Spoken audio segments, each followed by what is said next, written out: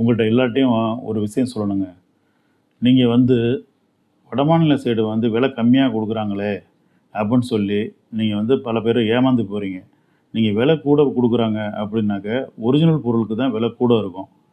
நீங்கள் வந்து நம்பிக்கையாக பணம் போட்டு ஜிபே பண்ணி உங்களுடைய ஃபோன்பேயில் பணம் பண்ணி நீங்கள் டேரெக்டாக பொருள் வாங்குறீங்க.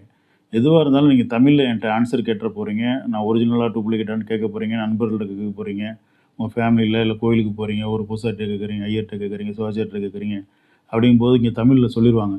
நீங்கள் யாருக்கோ தெரியாத ஒரு நபர்கிட்ட போய் விலை கம்மியாக கொடுக்குறாங்களே, இங்கே அதிகமாக இருக்குது அப்படின்னு நினைக்கிறேன். ஒரிஜினல் பொருள் எந்த ஒரு பொருளாக இருந்தாலும் உண்மையான விலை வந்து அதிகமாக தாங்க இருக்கும். அதாவது விற்பனைக்காக கிடையாது. அந்த பொருளோட தரம் வந்து குவாலிட்டியாக இருக்கணும், வைரம் பாஞ்சிருக்கணும்.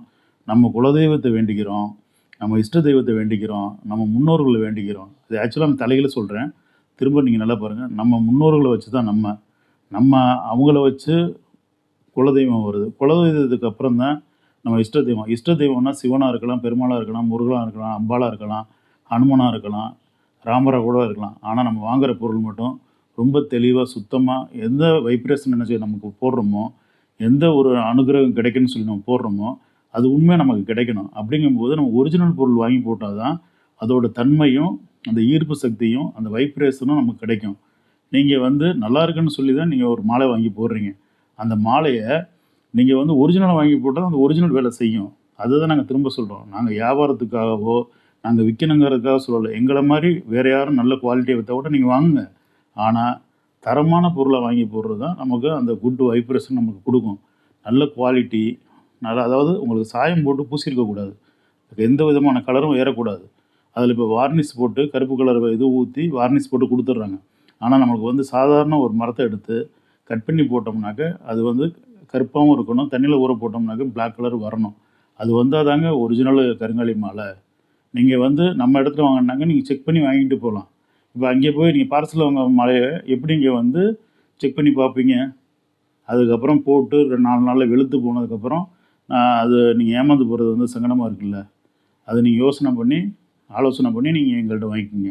அதே மாதிரி நம்மள்கிட்ட வெப்சைட் கிடையாது. நீங்கள் வந்து வாட்ஸ்அப் நம்பரும் நம்ம கீழே கொடுக்குறோம், ஃபோன் நம்பரும் உங்களுக்கு கொடுக்குறோம். நீங்கள் உங்களுடைய டவுட்டை எங்கள்கிட்ட கேளுங்க. தெளிவாக நாங்கள் சொல்கிற விஷயம் கரெக்டாக இருக்கா, வாங்கலாமா அப்படின்னு உங்களுக்கு அனுமானம் வரட்டும். 2வது விஸ்வகர்மா டெம்பிள் ஒர்க்ஸ்னு சொல்லி கூகுளில் சர்ச் பண்ணாலே எங்களோட ரிவ்யூ எல்லாம் பாருங்கள்.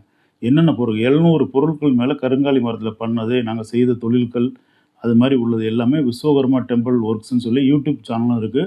விஸ்வகர்மா டெம்பிள் ஒர்க்ஸ்ன்னு சொல்லி நீங்கள் வந்து பார்த்தாலே கூகுளில் சர்ச் பண்ணாலே என்ன ரேட்டிங் ரிவ்யூவில் என்ன இருக்குதுன்னு சொல்லி பாருங்கள்.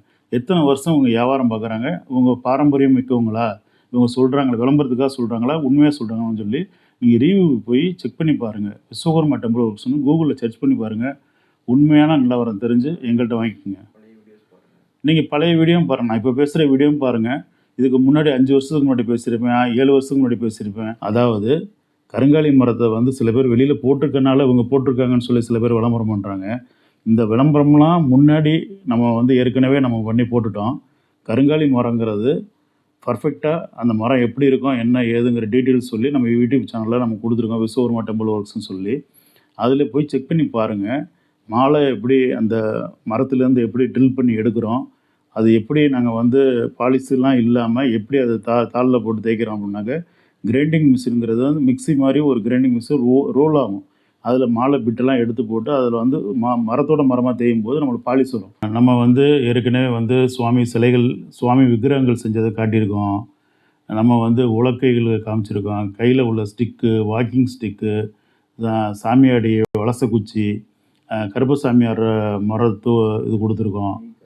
நெய்க்கரண்டிலேருந்து, சிறுகு சுருவத்துலேருந்து, மணப்பலகையிலேருந்து, மரப்பாச்சி பொம்மை, அது மாதிரி நம்ம விதவிதமாக நீங்கள் என்ன கேட்குறீங்க, ஸ்ரீசக்கரம் கேட்குறீங்களா பண்ணி கொடுக்குறோம், சகசர பந்தம் கேட்குறீங்களா செஞ்சு கொடுக்குறோம். அதே போல் நீங்கள் மரப்பாச்சி பொம்மை வேணும், எனக்கு தயிர் மத்து வேணும்னா செஞ்சு கொடுக்குறோம். அதே மாதிரி உலக்க பண்ணி கொடுக்குறோம், கீழே மேலே பித்தளை பூனை வச்சு பண்ணி கொடுக்குறோம். இது மாதிரி நிறைய குவாலிட்டி நாங்கள் பண்ணி கொடுக்குறோம். இந்த மாலையை மட்டும் நாங்கள் உங்களுக்கு சொல்கிறோம்னா, இவங்கள்ட்ட நீங்கள் கேட்குறவங்கள்ட்ட உலக்க கேட்டு போகிறாங்களேன், இல்லை ஒரு சாமி விக்கிரகம் பண்ணி கொடுங்க. நேச்சுரலாக நம்ம தமிழ்நாடு கல்ச்சர் பிரகாரம் எனக்கு ஒரு கருப்பு சாமி வேணும், எனக்கு ஒரு முருகர் வேணும், எனக்கு ஒரு மீனாட்சி அம்மன் வேணும், காலபைரவர் வேணும், எனக்கு ஒரு வாராகி அம்மன் பண்ணி கொடுங்க, அப்படின்னு கேட்டு பாருங்களேன். அவங்க வந்து சிஎன்சி மிஷினில் வேறு மரத்தில் போட்டு கொடுப்பாங்க. அதை நீங்கள் நம்புறீங்க. தமிழ்நாட்டில் உள்ள எங்களை நம்ப மாட்டேங்கிறீங்களேங்க நீங்கள்.